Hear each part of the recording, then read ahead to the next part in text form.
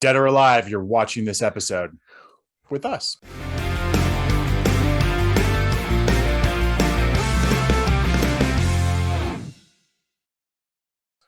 Welcome to FYC Film Review. I'm your host, Tommy. I like when I can surprise you and choke you up before we even start the show. With me, as always, my partner in crime, Naldo. What's up, going buddy? on? I'm well. I appreciated that cold open. It got me choked up a little bit. That was a little threatening, but Yeah. Hopefully people are still tuning in. Yeah, I think they are. Why not? What's going on, everyone? Not much. Nothing? No. Okay. I'm right. here. I'm here for this. I'm glad you're here for this because I don't know if I was here for this one. Oh, I like when we disagree. Yeah, I think I'm in the minority in this one, but it's gonna be all right. Let's get into it. I'll hear your gripes. All right. The year is 1987.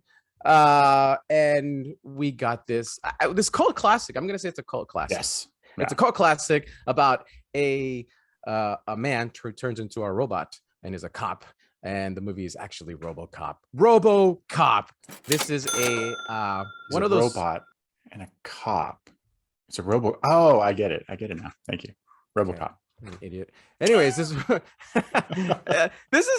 a cult classic. I remember liking this as a kid. I remember loving his suit, his armor. I had a poster as a kid. RoboCop looked awesome to a kid. He looked just amazing.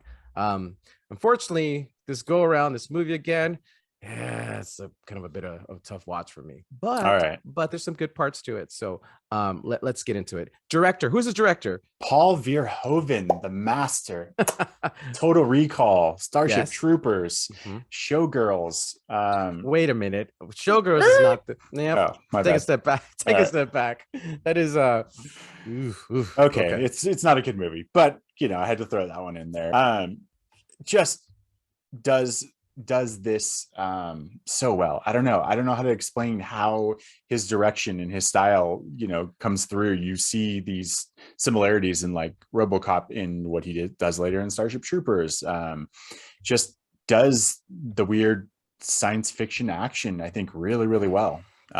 He has a taste and a style that he just goes after, and I love it. It entertains me always. Okay, he does the science fiction thing. I agree with you on that piece. He does it pretty well. I think he's gotten better. It gets better each time. I feel like with this RoboCop movie, all right, I think it's way over the top. I think it's way over the top. I think the characters, besides RoboCop himself, are way over the top. This thing was a cultural phenomenon, though. It's spawned 2 sequels. 2 sequels. Yeah, there's 2 and 3. 3 was awful. There were toy lines. There were cereals, like everything in the 80s. I think everything got a cereal.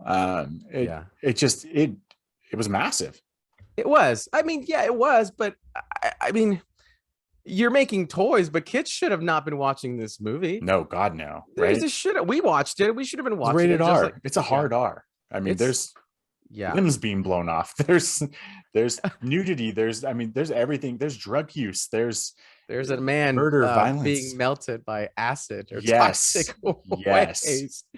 Awesome scene. The scene where the machine ED-209, they're in the corporate and by the way, corporate world in this movie is done so well that it makes you hate corporate world. All these corporate douchebags. It's done so well. Yep.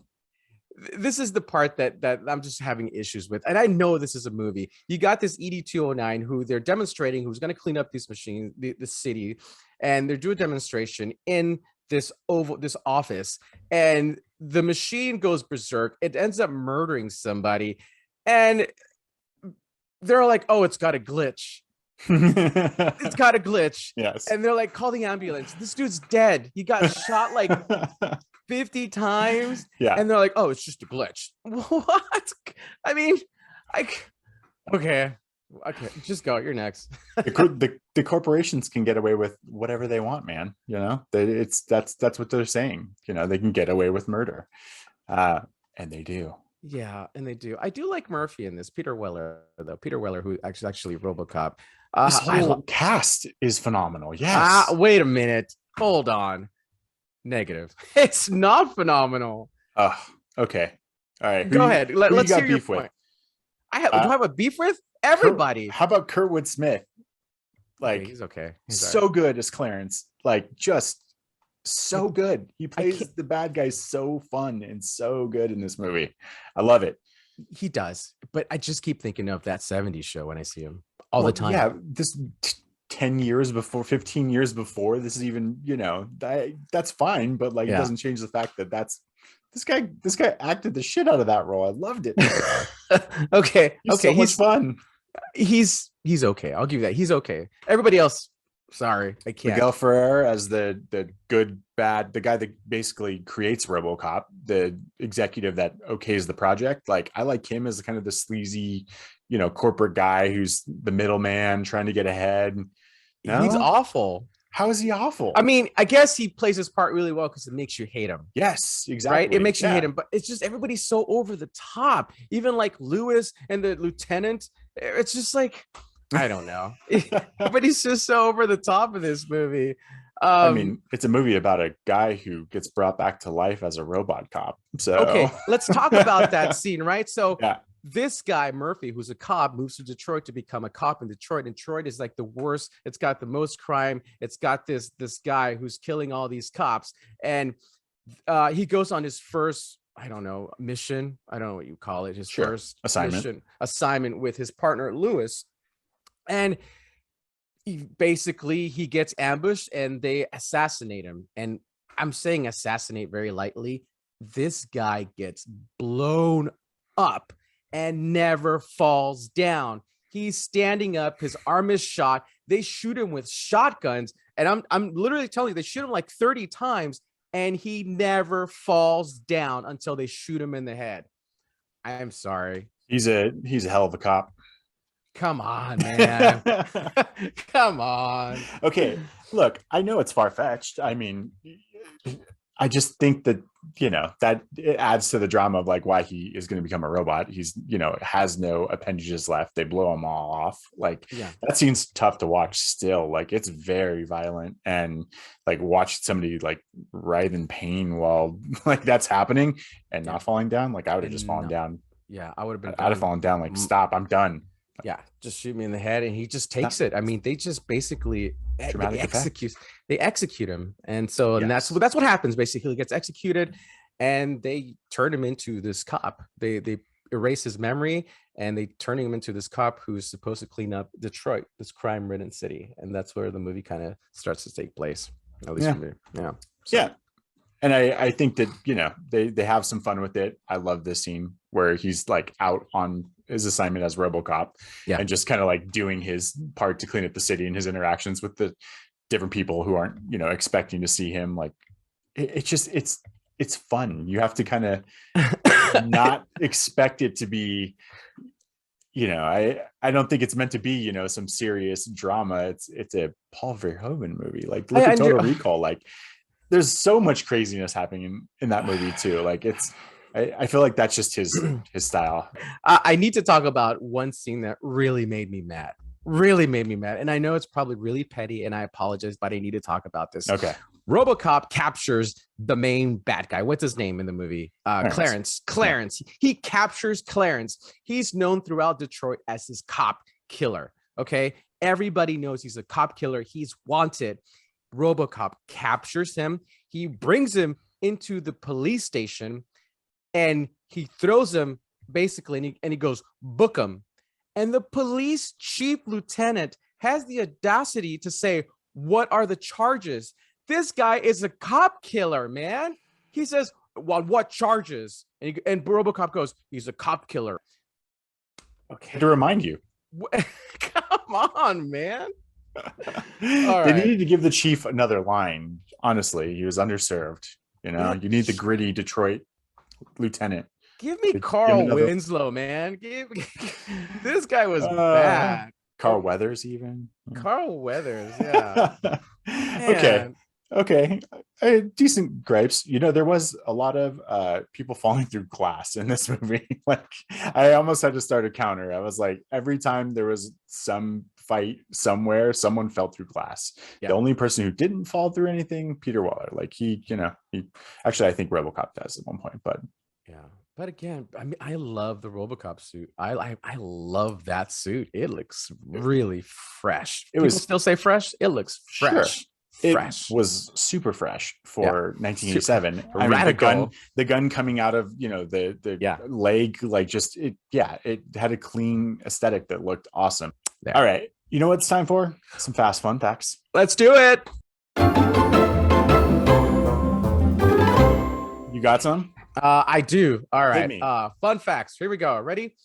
The film was originally going to be rated X due to its extreme violence, and we talked about this earlier. There is so much gory violence in this.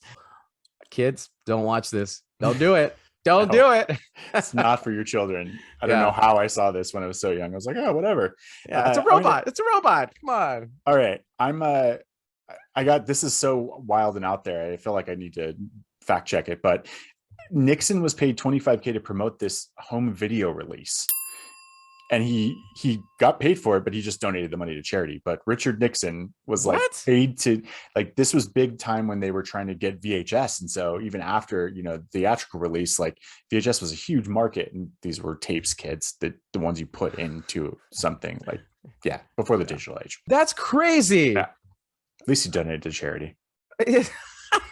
Okay, what? Watergate? Watergate charity? Give me a break. All right, get out of here, Richard Nixon. All right, 1-1. My other fun fact. Here we go. Let's see. The RoboCop suit was pretty expensive. It cost $1 million for 6 different suits, and they were super hot and heavy. And Peter Weller, who played RoboCop, said it was the most hardest thing he ever had to do on screen. But damn it, I still want one. If I had $1 million, I'd buy all of them. Bring them on. I think that's a Halloween costume, man. We're gonna figure this out. I'm gonna find somebody who's got one and let them put the helmet on at least. Yeah. Pretty good. So, all right. This fun fact just kind of plays into why this movie is so amazing. This thing was nominated for 3 Oscars, three what? Academy Award nominations for editing, for Okay. sound, and for sound editing. Okay, not for acting. See. Doesn't mean it wasn't an Oscar nom. Okay. All right. Wow, I didn't know that. 3 Oscars. Did it win? No. Okay.